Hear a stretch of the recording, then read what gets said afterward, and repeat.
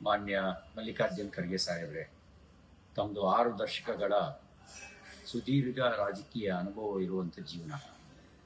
ಆದರೆ ಇತ್ತೀಚಿನ ದಿನಗಳಲ್ಲಿ ತಮ್ಮ ಹೇಳಿಕೆ ತಮ್ಮ ರಾಜಕೀಯ ಅನುಭವಕ್ಕೆ ತಕ್ಕದಾಗಿರ್ತಕ್ಕಂಥ ಹೇಳಿಕೆ ಅಲ್ಲ. ನಿಮ್ಮ ಹೇಳಿಕೆ ಮಾನಸಿಕ ಅಸ್ವಸ್ಥರ ಹೇಳಿಕೆಯ ರೀತಿಯಲ್ಲೇ ಹೇಳಿಕೆ ಕೊಡ್ತಾ ಇದ್ದೀರಿ. ನಿಮ್ಮ ಪಕ್ಷ ಮೊಹಬ್ಬತ್ ಕಾ ದುಕಾನ್ನ ಮಾತನಾಡ್ತಿತ್ತು, ಆದರೆ ನೀವು ಮಾರ್ಕೆಟಿಂಗ್ ಮಾಡ್ತಾ ಇರೋದು ನಫರತ್ ಕಾ ದುಕಾನ್ನ ಸರಕುಗಳನ್ನೇ ಮಾರ್ಕೆಟ್ ಮಾಡ್ತಾ ಇದ್ದೀರಿ. ಗುಜರಾತ್ನ ಜನರನ್ನ ಅನಕ್ಷರಸ್ಥರು ಅಂತ ಹೇಳಿದ್ರಿ.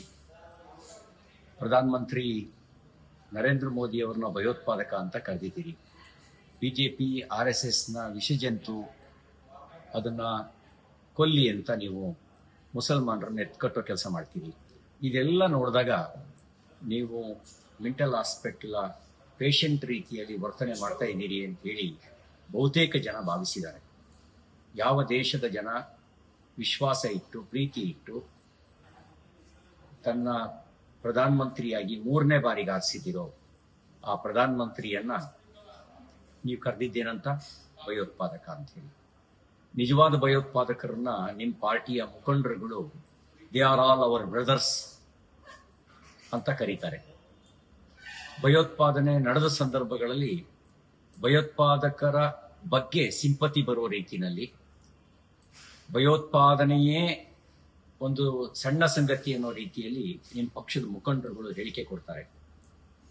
ಒಬ್ಬ ದೇಶಭಕ್ತ ಪ್ರಧಾನಮಂತ್ರಿಯನ್ನ, ದೇಶದ ಗೌರವವನ್ನ ಜಗತ್ತಿನ ಉದ್ದಗಲಕ್ಕೆ ಹೆಚ್ಚಿಸ್ತಕ್ಕಂಥ ಪ್ರಾಮಾಣಿಕ ಪ್ರಯತ್ನ ಮಾಡ್ತಕ್ಕಂಥ ಒಬ್ಬ ಕಾಯಕ ಯೋಗಿಯನ್ನ, ದೇಶದ ಜನ ವಿಶ್ವಾಸ ಇಟ್ಟಿರ್ತಕ್ಕಂಥ ಪ್ರೀತಿಯ ನಾಯಕನನ್ನ ನೀವು ಭಯೋತ್ಪಾದಕ ಅಂತ ಕರಿತೀರಿ. ಇದನ್ನು ನೋಡಿದಾಗ ಬಹಳ ಸ್ಪಷ್ಟ ಆಗುತ್ತೆ ನಿಮಗೆ ಮಾನಸಿಕ ದೌರ್ಬಲ್ಯಗಳ ಒಂದು ಸುಳಿಗೆ ನೀವು ಸಿಗಾಕೊಂಡಿದ್ದೀರಿ, ಅಥವಾ ನಿಮ್ಮ ಪಕ್ಷವನ್ನ ಗೆಲ್ಲಿಸಲಾರದಂತ ಅಸಹಾಯಕತೆ ನಿಮಗೆ ಕಾಡ್ತಾ ಇದೆ. ಆ ಕಾರಣದಿಂದ ನೀವು ದ್ವೇಷವನ್ನು ಕಾಡ್ತಾ ಇದ್ದೀರಿ. ನಿಮ್ಮ ಹೇಳಿಕೆ ಸಮರ್ಥನೀಯ ಅಲ್ಲ. ನಾವೆಲ್ಲ ಅನ್ಕೊಂಡಿದ್ವಿ ಕರ್ನಾಟಕದ ಕೆಲವೇ ಜನ ಉನ್ನತ ಸ್ಥಾನವನ್ನ ಮುಟ್ಟಿರೋರು, ಅದರಲ್ಲಿ ನೀವು ಕೂಡ ಒಬ್ಬರು. ಇದರಿಂದ ನಿಮ್ಮ ಒಂದು ಚಟುವಟಿಕೆ ಕನ್ನಡಿಗರಿಗೆ, ಕರ್ನಾಟಕಕ್ಕೆ ಗೌರವ ತಂದುಕೊಡುತ್ತೆ ಅಂತೇಳಿ ಅಂತ ಭಾವಿಸಿದ್ವಿ. ಆದರೆ ನಿಮ್ಮ ಹೇಳಿಕೆ ಮತ್ತು ಚಟುವಟಿಕೆ ಕನ್ನಡಿಗರಿಗೆ ಗೌರವ ತಂದುಕೊಡೋದಲ್ಲ, ಕನ್ನಡಿಗ ಮತ್ತು ಕರ್ನಾಟಕದ ಗೌರವವನ್ನು ಹಾಳು ಮಾಡುವ ರೀತಿಯಲ್ಲಿ ನಿಮ್ಮ ಹೇಳಿಕೆ ಇದೆ. ಒಂದು ಪಕ್ಷದ ರಾಷ್ಟ್ರೀಯ ಅಧ್ಯಕ್ಷರಾಗಿ ನಿಮ್ಮ ಹೇಳಿಕೆ ನಿಮ್ಮ ಪಕ್ಷದ ಬಗೆಗಿನ ಅಭಿಪ್ರಾಯವನ್ನು ಕೂಡ, ಪಕ್ಷದ ಬಗೆಗಿನ ಗೌರವವನ್ನು ಕೂಡ ಹಾಳು ಮಾಡಿದೆ.